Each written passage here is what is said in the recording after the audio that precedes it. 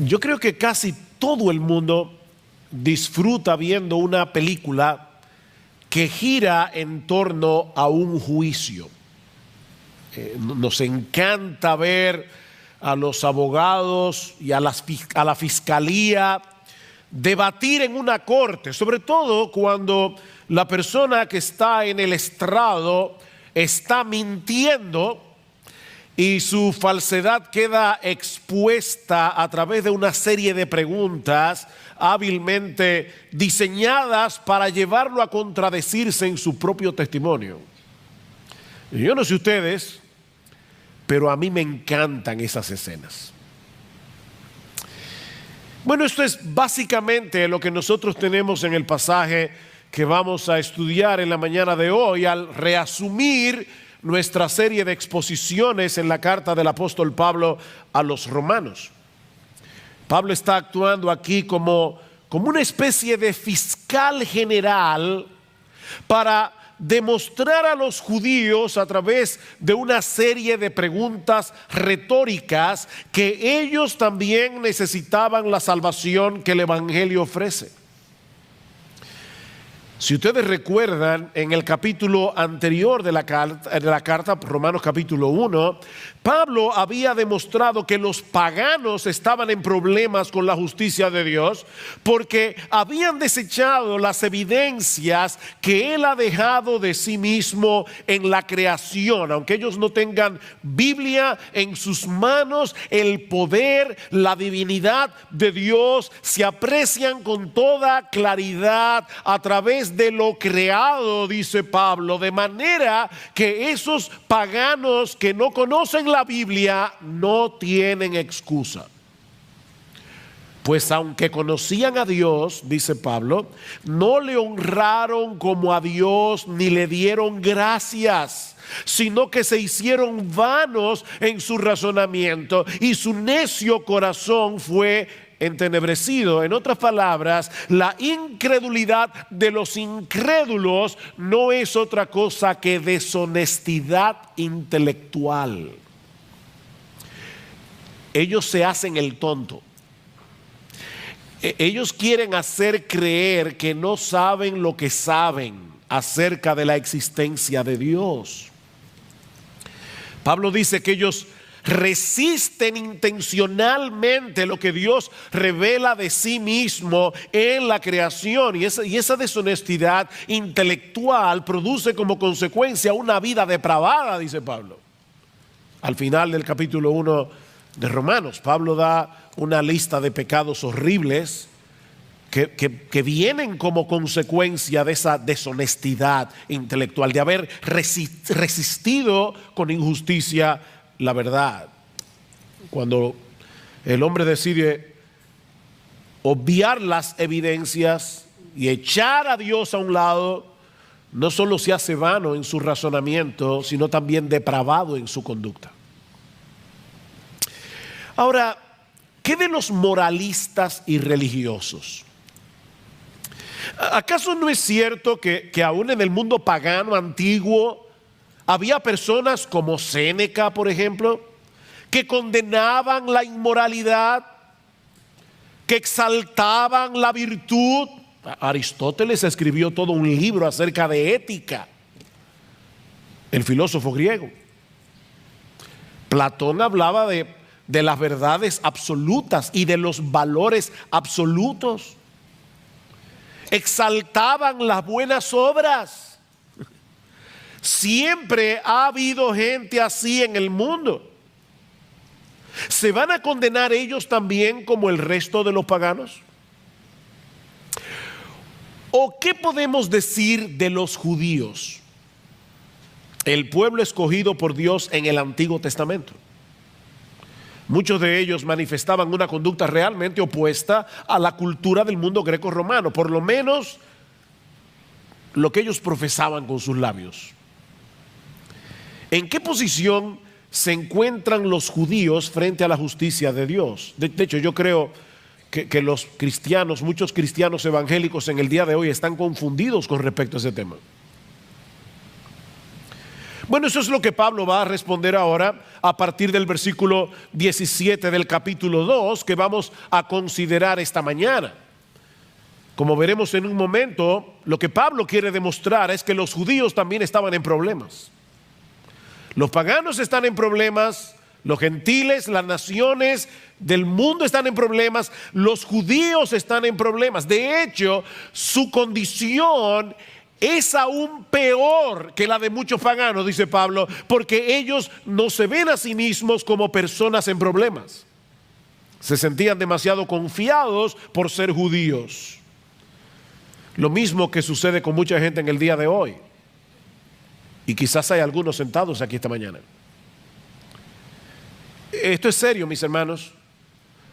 Personas que van camino a una condenación a la sombra de un púlpito. Personas que pertenecen a una iglesia evangélica y que van camino al infierno, autoengañados, pensando que son lo que no son. Así que por favor, no cierres tus oídos a este mensaje, aunque tú no seas judío.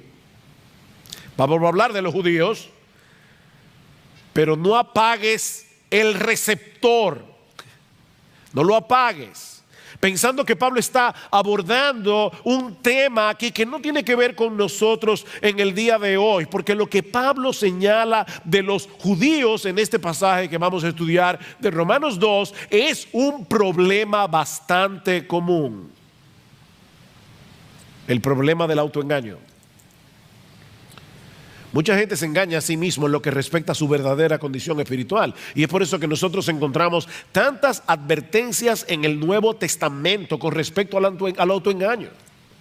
Yo creo que pocos pasajes del Nuevo Testamento son tan aterradores como las palabras del Señor Jesús en Mateo capítulo 7 versículo 21. No todo el que me dice Señor, Señor entrará en el reino de los cielos, sino el que hace la voluntad de mi Padre que está en los cielos. Muchos me dirán en aquel día, no pocos, Señor, Señor, no profetizamos en tu nombre y en tu nombre echamos fuera demonios.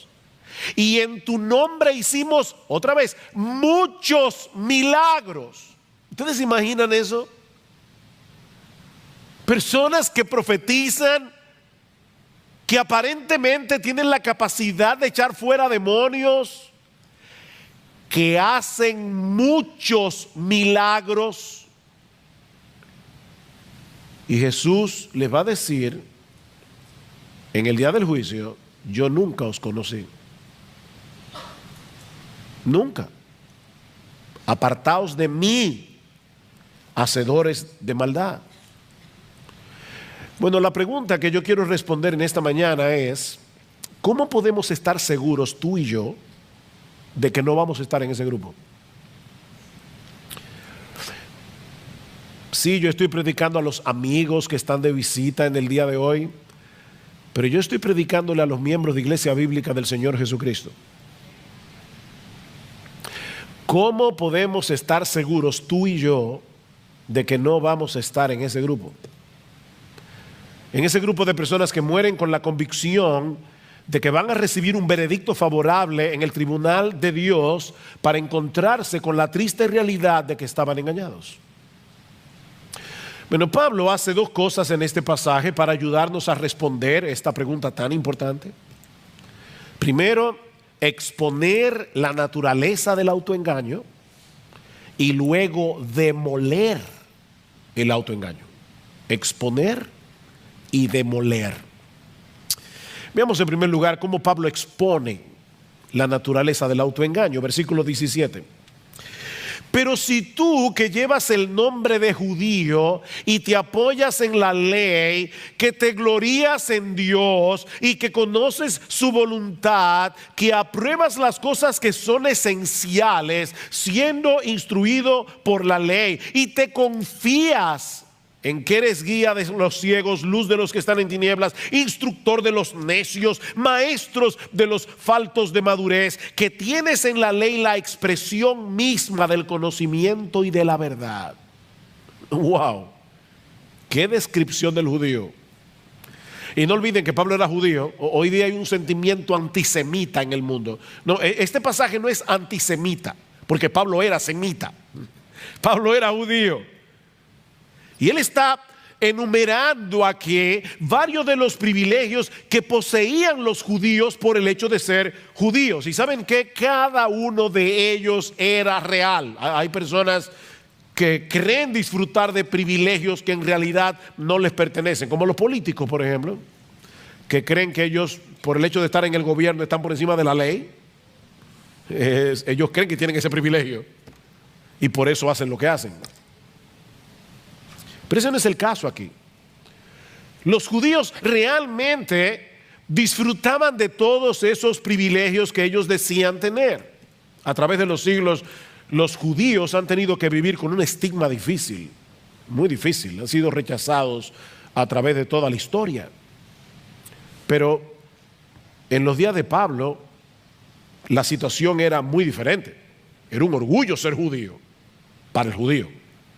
De ahí el primer privilegio que Pablo señala en este pasaje, al referirse a este hombre imaginario con el que él está hablando, dice: pero tú que llevas el nombre de judío, y lo lleva como un honor, tú que llevas el nombre de judío.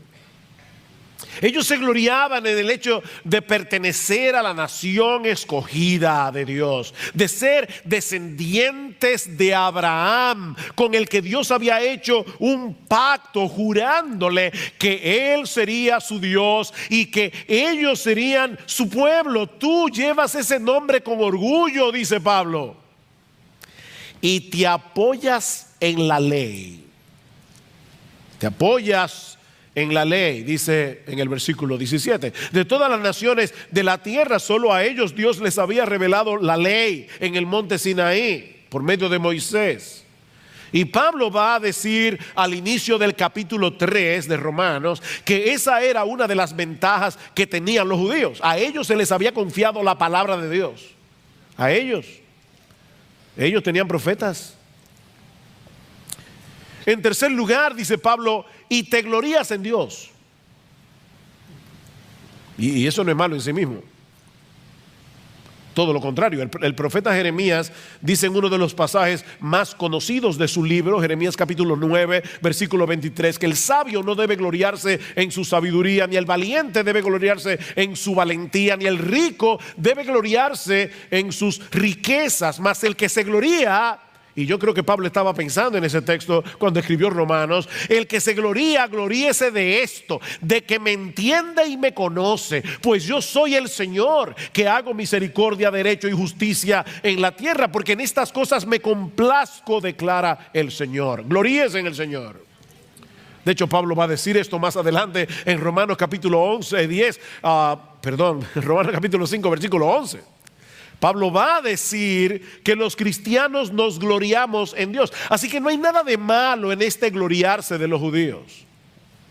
De hecho, no hay nada más sensato en la vida que gloriarse en Dios, en vez de gloriarse en uno mismo. En cuarto lugar, Pablo dice en el versículo 18, y conoces su voluntad. Conoces su voluntad. Y me llama la atención que el texto dice literalmente, conoces la voluntad, refiriéndose obviamente a la voluntad de Dios.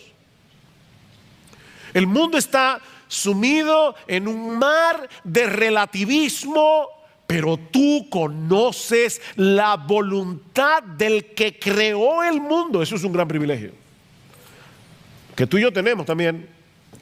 Nosotros conocemos la voluntad, no una voluntad, la voluntad. Nosotros conocemos la verdad de Dios revelada en su palabra. En quinto lugar, Pablo dice, y apruebas las cosas que son esenciales siendo instruidos por la ley, o como se puede traducir también, apruebas las mejores cosas. Precisamente por tener el privilegio de ser instruido por la ley de Dios, el judío podía escoger aquellas cosas que en verdad tenían valor. Él podía ver las cosas tal cual eran en verdad. Y por todas esas razones, y en sexto lugar, Pablo dice que el judío se veía a sí mismo como alguien competente para enseñar la verdad a otros. En medio de este mundo entenebrecido, ellos eran el faro de Dios para la humanidad. Versículo 19, y te confías en que eres guía de los ciegos, luz de los que están en tinieblas, hablando de los gentiles, instructor de los necios, maestros de los faltos de madurez, tal vez para hablar de los prosélitos que se hacían judíos siendo gentiles, que tienes en la ley la expresión misma del conocimiento y de la verdad. Los judíos tenían una gran ventaja sobre las naciones gentiles que no habían recibido la luz de la revelación divina. Ellos tenían muchos privilegios. ¿Cuál era entonces su problema? Que por el mero hecho de tener esos privilegios, ellos pensaban que estaban exentos del juicio y de la ira de Dios. No. Nosotros somos el pueblo escogido. Ellos veían sus privilegios como una especie de refugio que los iba a librar del desastre cuando tuvieran que enfrentarse delante del tribunal de Dios. Recuerden, mis hermanos, porque hace ya unos domingos que detuvimos la serie de Romanos, que esta porción de la carta, en esta porción Romanos 1:18 a Romanos capítulo 3 versículo 20, Pablo está tratando de demostrar que la necesidad del evangelio es universal. Todo el mundo necesita el evangelio, no importa de qué raza, de qué nación. Es como si Pablo hubiese dejado en suspenso lo que él dice en Romanos capítulo 1 versículos 16 y 17. El evangelio, no me avergüenzo del evangelio porque es poder de Dios para salvación al judío primeramente y también al griego, porque en el evangelio la justicia de Dios se revela por fe y para fe, como está escrito, el justo por la fe vivirá. Pablo ha declarado eso en Romanos 1, 16 y 17.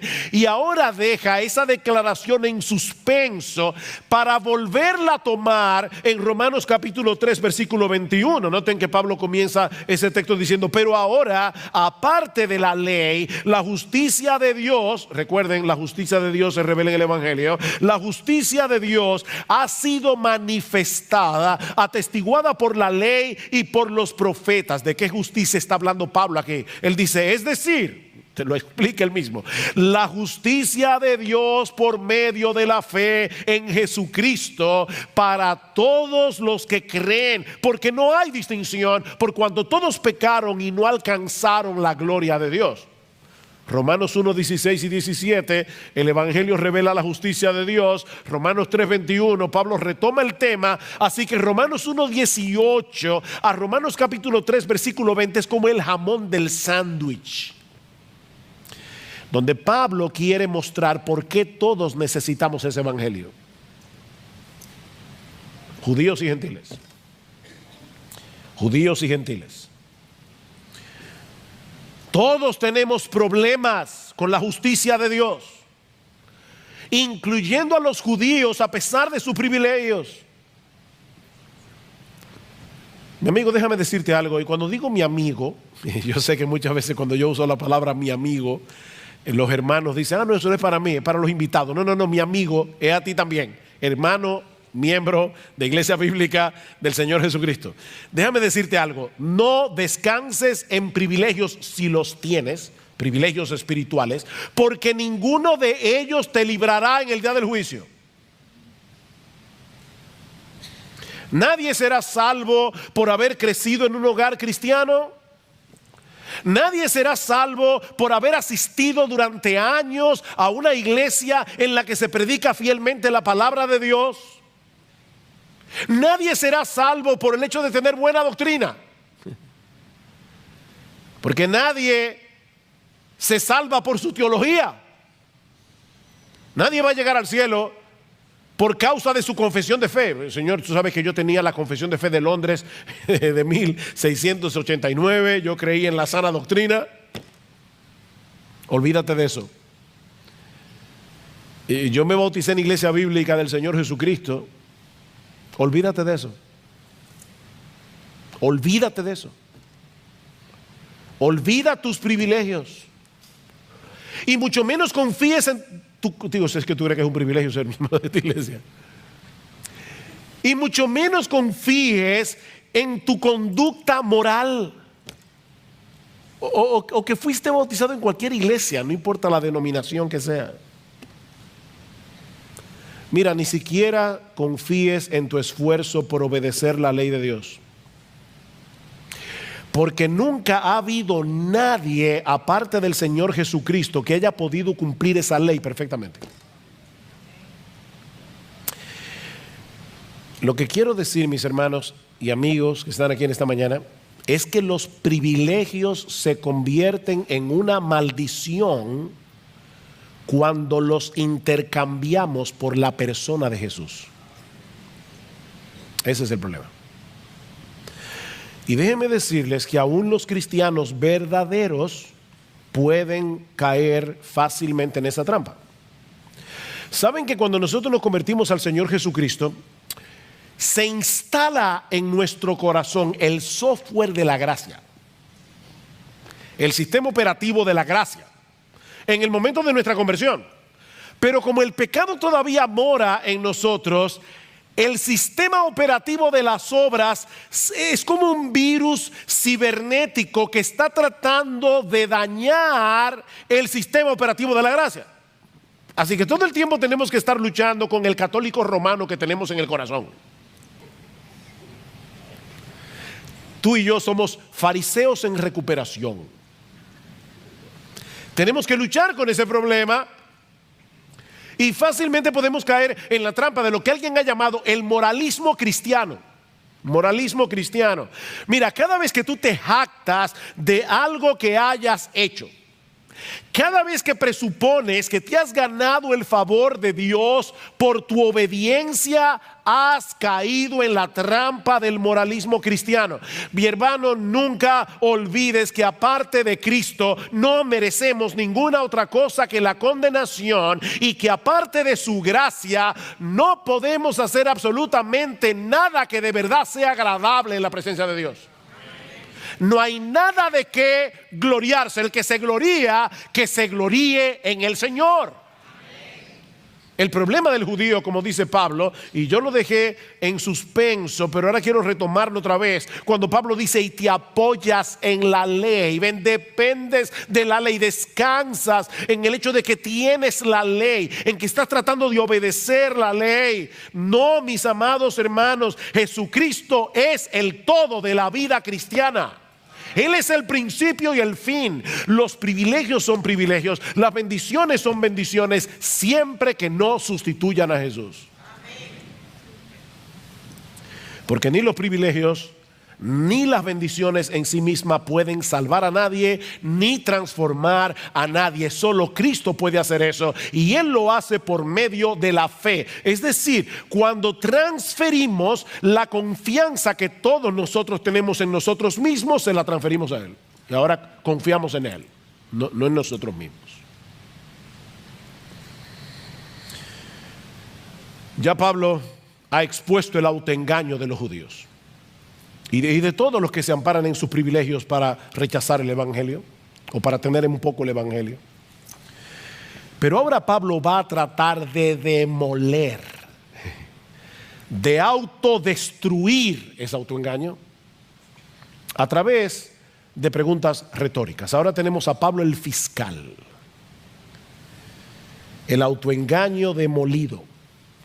Hace unos domingos atrás consideramos en dos mensajes los primeros 16 versículos del capítulo 2 que anteceden al pasaje que estamos estudiando hoy. Y una de las enseñanzas que nosotros extrajimos de ese pasaje es que, si bien es cierto que la salvación es por la fe y no por obras, recuerden, mis hermanos, que lo que será juzgado en el día del juicio son las obras que evidencian la realidad de la fe. ¿Recuerdan eso? Versículo 5, Pablo dice: mas por causa de tu terquedad, está hablando allí de los moralistas, y de tu corazón no arrepentido, estás acumulando ira para ti en el día de la ira y de la revelación del justo juicio de Dios, el cual pagará a cada uno conforme a sus obras. La salvación es por la fe, el juicio es por las obras.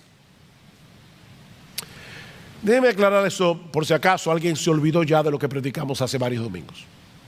Por ejemplo, definitivamente nadie se va a salvar por obedecer los mandamientos. Eso lo sabemos todos.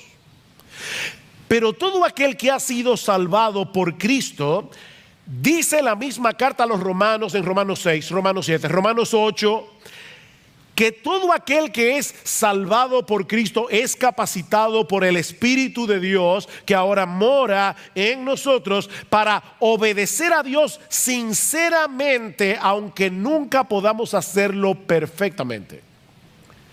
El que me ama, mi palabra guardará. ¿Recuerdan? Si me amáis, guardad mis mandamientos, dice el Señor en Juan capítulo 14. Esa obediencia movida por la gratitud, no por un deseo servil y temor de servil de que si yo no hago esto me va a partir un rayo. No. La obediencia movida por la gratitud, la obediencia movida por el deseo de que Dios sea glorificado en mi vida, es una evidencia de que somos salvos. Pero estos judíos de los que Pablo está hablando aquí y de todos los que son como ellos, se gloriaban en el hecho de tener la ley y de enseñársela a otros, pero al mismo tiempo ellos desobedecían esa ley de diversas maneras. Vean el versículo 21. Aquí comienza el fiscal, la fiscalía. Tú pues que enseñas a otro, ¿no te enseñas a ti mismo? ¡Pum! Primer misil. Miren, este es un pecado muy común. El decir a otros lo que deben hacer y con insistencia, cuando nosotros mismos vivimos por estándares muy inferiores. Eso fue lo que el Señor Jesucristo señaló de los escribas y fariseos en su famoso discurso de Mateo 23. ¿Recuerdan lo que les dice el Señor? En la cátedra de Moisés se sientan los escribas y los fariseos. Así que todo lo que os digan que guardéis, guardadlo y hacedlo. Ellos enseñan la sana doctrina. Son ortodoxos en su enseñanza. Mas no hagáis conforme a sus obras, porque dicen y no hacen. Porque atan cargas pesadas y difíciles de llevar y las ponen sobre los hombros de los hombres, pero ellos ni con un dedo quieren moverlas. ¿Ven el problema? En otras palabras, ellos enseñan la doctrina correcta, pero son unos hipócritas, porque no ponen en práctica las mismas cosas que ellos le dicen a otros que deben hacer. Hoy es el Día de los Padres. Lo siento, padres, pero déjenme decirles algo. Yo creo que los padres somos muy vulnerables a caer en ese pecado cuando instruimos a nuestros hijos. De verdad, piensa en todo lo que tú le demandas a tus hijos. Que obedezcan a la primera voz. ¿No es así? No, que me obedezcas, que me hagas caso. Sobre todo, que me honres porque soy tu papá. Y muy bien, los hijos deben aprender a obedecer, los hijos deben aprender a honrar a sus padres. Ahora yo te pregunto, y es una pregunta que me hago yo mismo también, es un autoexamen para todos. ¿Tenemos nosotros los padres esa misma diligencia para obedecer y honrar a nuestro Padre Celestial? Es muy fácil decirle a los hijos, haz esto, haz aquello. ¿Qué tan serio nosotros tomamos la lectura regular de la Biblia para aplicar en nuestras vidas las cosas que leemos en su palabra? O sea, hay dos preguntas aquí. ¿Qué tan en serio tú tomas la lectura regular de la Biblia? Porque eso es escuchar a tu padre. Tú le dices a tus hijos, tú no le dices a tus hijos, oye, que me oigas. A veces tú le estás hablando a tus hijos y ellos están con un celular. ¿Ha pasado eso? Y tú le dices, no, apaga el celular y escúchame. Yo a veces me imagino a Dios diciendo lo mismo, que apague el celular ese y que me escuche. Y Él habla a través de su palabra. Entonces nosotros le decimos a nuestros hijos, escúchame, y Dios te dice, sí, escúchame. que yo soy tu padre, escúchame. Y no me escuches simplemente para decir que hiciste el devocional. Escúchame para hacer lo que leíste. Escúchame. Dice Martin Lloyd-Jones, hablando de este problema, cuando lees tu Biblia día tras día, ¿te aplicas su verdad a ti mismo? ¿Qué pretendes cuando lees la Biblia? ¿Solo tener conocimiento de ella para después mostrar a los demás lo mucho que sabes y para tener argumentos para discutir? ¿O realmente quieres aplicar su verdad a ti mismo? Y ahora dice Martin Lloyd-Jones, mientras leas, háblate a ti mismo y dile a tu alma, esto es para mí. Permite que la escritura te examine. Si no lo haces, puede ser muy peligroso. Me llamó la atención esto último que dice Lloyd-Jones. En un sentido, mientras más conoces de la Biblia, más peligro corres si no te la aplicas a ti mismo. ¿Se dan cuenta que ese problema no era solo de los judíos? Antes de que intentemos aplicar la Biblia a otros, debemos comenzar con nosotros mismos. Pero estos judíos en su hipocresía se contentaban con tener la ley, enseñársela a los demás, aunque ellos mismos la desobedecían. Y Pablo da 3 ejemplos de esto. Versículo 21. Tú que predicas que no se debe robar, ¿robas? Usted, pastor, ahí sí yo me siento libre. Robar. Miren, hay que ser muy sinvergüenza para uno decir claramente que está a favor del robo. Todo el mundo pretende ser una persona honrada. Y yo creo que es una de las cosas que la gente más dice. Yo soy una persona honrada. Pero déjame decirte que hay muchas formas de robar. No declarar todos nuestros ingresos a la hora de pagar los impuestos es un robo. Es un robo al gobierno. Pastor, pero ellos son unos ladrones a veces y eso no es problema tuyo. La Biblia dice, pagad a todos lo que debéis. Al que honra, honra. Al que impuesto, impuesto. ¿Tú robas cuando tú te coges la hora del almuerzo y la extiendes más allá de lo que debes? Le estás robando a tu empleador porque él te está pagando para que tú hagas un trabajo. Y mucho menos si te pones a ver en Facebook cuando deberías estar trabajando. Tú estás robando. Cuando tú sobrevaloras el precio de una propiedad al momento de venderla, eso es robar. Cuando tú no ofrendas lo que tú deberías ofrendar de acuerdo a tus ingresos, tú le estás robando a Dios. Hay muchas formas de robar. Y eso por solo citar algunos ejemplos. ¿De verdad tú eres tan honrado como creías? Versículo 22. ¿Tú qué dices que no se debe adulterar? ¿Adulteras? Uy, ahí sí metió el cuchillo hondo. Todos nosotros sabemos que la Biblia prohíbe las relaciones extramaritales. Y quizás hay muchos aquí que puedan decir, mira, yo siempre he sido fiel a mi esposa, a mi esposo. Pero una de las cosas que el Señor nos hace ver en el Sermón del Monte es que ese mandamiento también es violentado cuando nosotros miramos a una mujer que no es la nuestra con ojo de lascivia y de codicia. Mateo 5:28, cualquiera que mira a una mujer que no es la tuya, para codiciarla ya adulteró con ella en su corazón.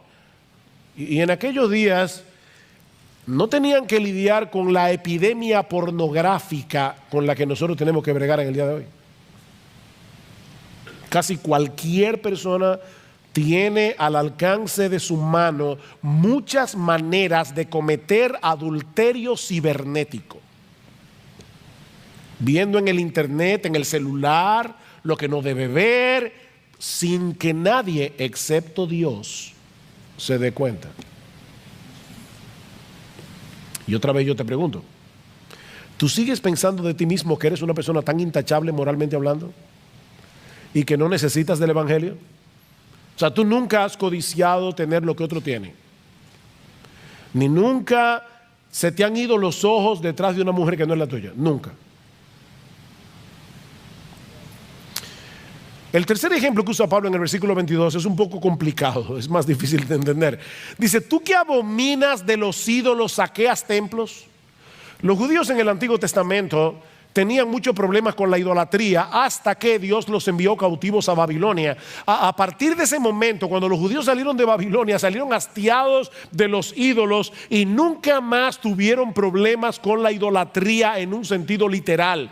Ellos abominaban a los ídolos, ellos se burlaban de los gentiles que adoraban estatuas, que adoraban pedazos de madera como si fueran dioses.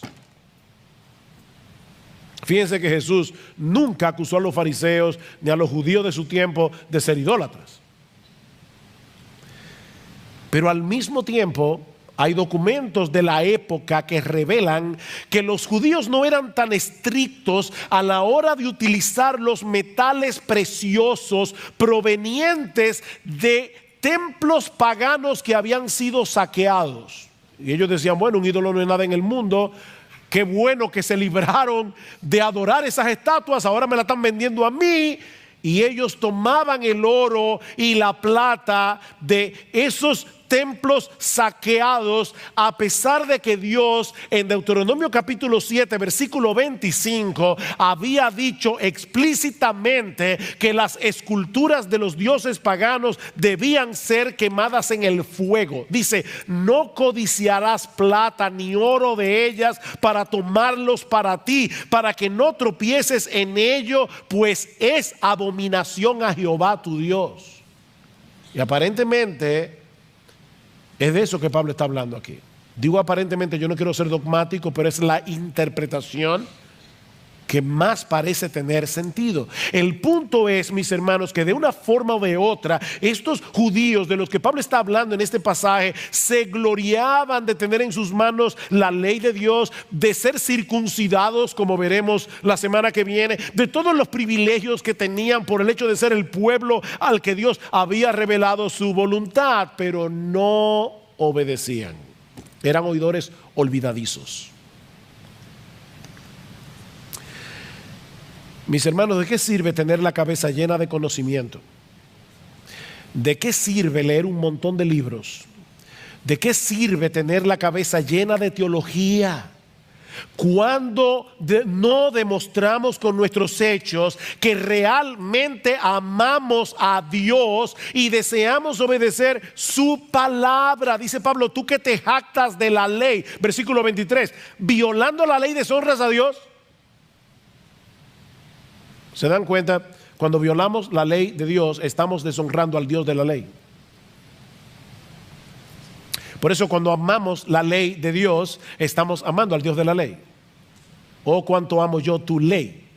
Fíjense que el salmista no dice cuánto amo yo la ley. Él no era un legalista. Es cuánto amo yo tu ley. Porque es tu ley, porque salió de tu corazón, porque revela lo que tú quieres para mí. Yo amo tu ley. Dice Pablo en Romanos capítulo 7. Yo me deleito en el hombre interior, en la ley de Dios. Yo me deleito en la ley de Dios. La ley es un deleite para mí. Es la voluntad de mi Padre que está en los cielos.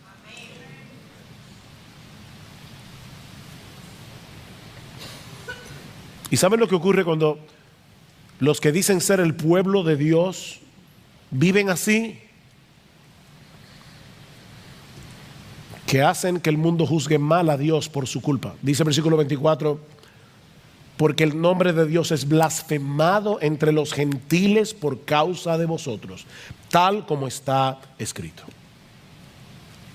Pablo está mezclando aquí Isaías 52 capítulo 5 con Ezequiel capítulo 36 versículo 20 al 23, y está uniendo esos dos textos para mostrar probablemente que este patrón de hipocresía no era nuevo en el pueblo de Israel. Mientras se gloriaban en ser el pueblo escogido por Dios, separados para Dios, vivían de tal manera que las naciones gentiles terminaban pisoteando el nombre de Dios que ellos invocaban por culpa de ellos. Y una vez más, mis amados hermanos, este es un pecado muy serio del que los evangélicos no están exentos.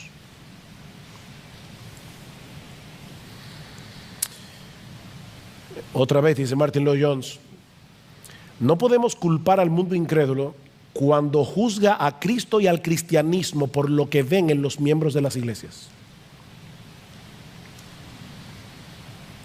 Después de todo, así como piensan los incrédulos, después de todo, ¿de qué sirve un Cristo que no transforma a nadie? Porque él dice ser cristiano, yo no veo su cristianismo en su conducta, en sus decisiones, en sus valores, cómo se visten. Déjame hacerte una pregunta. ¿Qué piensan acerca de Cristo las personas que te conocen íntimamente? Las personas que están a tu alrededor. Porque nosotros decimos que Él es un gran salvador, que nos ha salvado de nuestros pecados, nos ha rescatado. Ahora, ¿es eso evidente para ellos cuando te ven a ti o cuando me ven a mí? No porque vivamos una vida perfecta, sino porque vivimos una vida coherente. No es de perfección que estamos hablando aquí, es de coherencia. Es de coherencia. Aquel que ha sido salvado del pecado al precio de la muerte de su Salvador debería demostrarlo delante de todos, tomando en serio el pecado, aun cuando peca. Porque los creyentes pecan. Y yo no sé si tú lo sabías.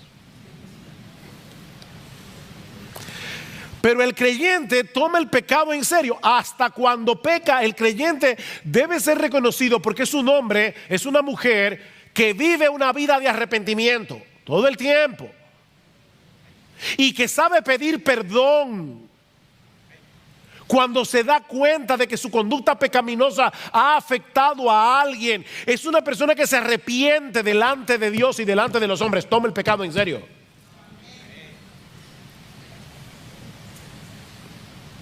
Por eso alguien decía que una vez anunciamos que somos cristianos, y debemos anunciarlo, debemos proclamar lo que somos cristianos, contraemos de inmediato una tremenda responsabilidad. Nuestros prójimos están mirando y observando cómo vivimos. Aseveramos grandes cosas acerca de Dios, dice este autor, y con toda razón, porque Dios es grande. Pero ellos lo juzgarán a Él según lo que vean en nosotros. Ellos, el mundo incrédulo, juzgará a nuestro gran Dios por lo que vean en ti y en mí. Por eso que dice este autor, es una tremenda responsabilidad. Llevamos el nombre de Cristo.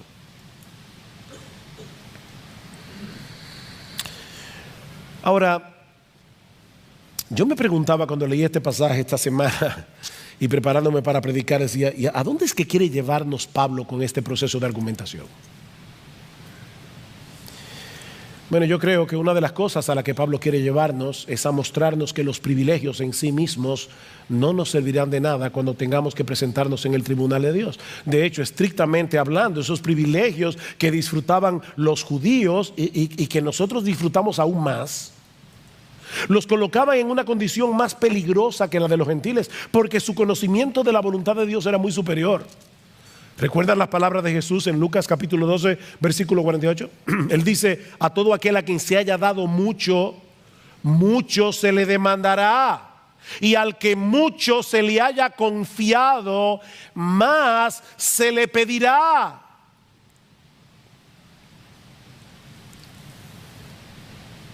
Y si tú has tenido el privilegio de estar bajo la influencia del cristianismo, y voy a hablar como loco aquí, perdónenme porque voy a hablar como loco, como dice Pablo en 2 Corintios 11. Si tú has tenido el privilegio de estar en una iglesia en la que yo creo de verdad de corazón que se trata de predicar fielmente la palabra de Dios, si tú has tenido ese privilegio domingo tras domingo, año por año, año por año, tu responsabilidad es aún mayor que de la de los judíos, de los que Pablo está hablando en este pasaje. No pienses ni por un momento que por haber nacido en un hogar cristiano, por tener una esposa cristiana, por haber asistido durante mucho tiempo a una iglesia donde se predica la palabra, o porque tienes un entendimiento bastante bueno de la sana doctrina, que tú tienes buena teología, no pienses ni por un momento que por eso tú vas a salir bien parado en el día del juicio.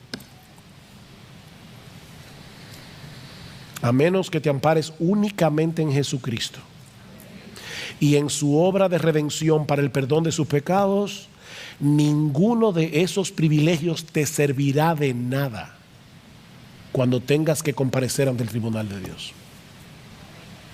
Ahora, yo creo que Pablo está tratando de hacer otra cosa aquí. Pablo está tratando de librarnos, porque recuerden que esta es una carta que se escribió a cristianos de Roma en el primer siglo. Yo creo que Pablo también está tratando de librarnos para que no cometamos el error de confiar en nuestra profesión de fe en Jesucristo si somos una contradicción andante de esa fe que profesamos. Yo voy a repetir eso otra vez. Yo creo que Pablo también nos está librando de cometer el error de confiar en nuestra profesión de fe en Jesucristo si nosotros somos una contradicción andante de esa fe que profesamos. Muéstrame tu fe por tus obras, dice Santiago, y yo te mostraré mi fe por mis obras. Muéstrame tu fe sin tus obras, es lo que dice. Muéstrame tu fe sin obras. Yo creo. ¿Y dónde están las obras? Bueno, yo te voy a mostrar mi fe por mis obras. Porque dice Santiago más adelante que una fe sin obras es una fe muerta. Y una fe muerta deja sumido en su mortandad al que la tiene. No te da vida. La fe muerta no da vida. ¿Y cuál es la fe muerta? La que no produce obras. Mira, la Biblia enseña claramente que somos justificados delante de Dios por medio de la fe sola. Y esa palabra es importante. Fue esa palabra lo que hizo la diferencia en el siglo XVII, en la Reforma XVI, en la Reforma Protestante. Somos justificados por medio de la fe sola. La Iglesia Católica Romana cree que somos justificados por la fe, pero no por la fe sola, sino por la fe más las obras, más los sacramentos. No, nosotros creemos que somos justificados por la fe sola fe. Pero esa fe por la que somos justificados nunca se encuentra sola. Siempre viene acompañada de los frutos que demuestran la genuinidad de esa fe. Y ahora yo te hago esta pregunta. A la luz de lo que hemos aprendido hoy de este pasaje, tú puedes estar completamente seguro de que el día de que la muerte toque tu puerta, tú partirás de inmediato a la presencia de Dios. Y si tu respuesta es que sí, ¿en qué basas tu confianza? Porque si no es únicamente en Cristo y en su obra de redención, es mi deber advertirte en esta mañana que estás descansando en una confianza falsa. Solo Cristo salva. Solo Cristo salva. Y Él salva únicamente a aquellos que vienen a Él en arrepentimiento y fe. Voy a terminar de predicar ahora. Y cuando lo haga, por favor, no te levantes de tu asiento de inmediato. Antes, nuestra iglesia ha perdido esa costumbre. Cuando se toca el piano, no es para decir salgan corriendo. Es para que tranquilo allí, en tu asiento, no te pares. El mundo no se va a acabar en 2 minutos. Quédate tranquilo. Quédate en tu asiento. Y medita en oración en lo que has escuchado hoy. Pídele al Señor en oración que te ayude a examinar tu corazón. Dice el salmista en el Salmo 139, examíname, oh Dios, y conoce mi corazón. Él conoce nuestro corazón, pero Él está pidiendo, ayúdame a conocer mi corazón, pruébame y conoce mis pensamientos y ve si hay en mí camino de perversidad. Eso es el salmista orando. Y guíame en el camino eterno. Oh, que el Señor bendiga su palabra hoy, dándonos la sensibilidad y la objetividad que necesitamos para escudriñar nuestro corazón. Pero no te quedes ahí, no te quedes ahí. Los puritanos decían: por cada mirada que le des a tu pecado, mira 10 veces a la cruz. Una mirada al pecado, 10 veces mira a Jesús. Oh, mira a Cristo. Mira a Cristo, transfiérele a Él la confianza que tienes en ti mismo o en tu religión o en lo que sea que no sea en Él. Y el Señor te concederá el perdón de todos tus pecados y el don de la vida eterna, únicamente por gracia, únicamente por Cristo, únicamente por medio de la fe. Que el Señor nos ayude.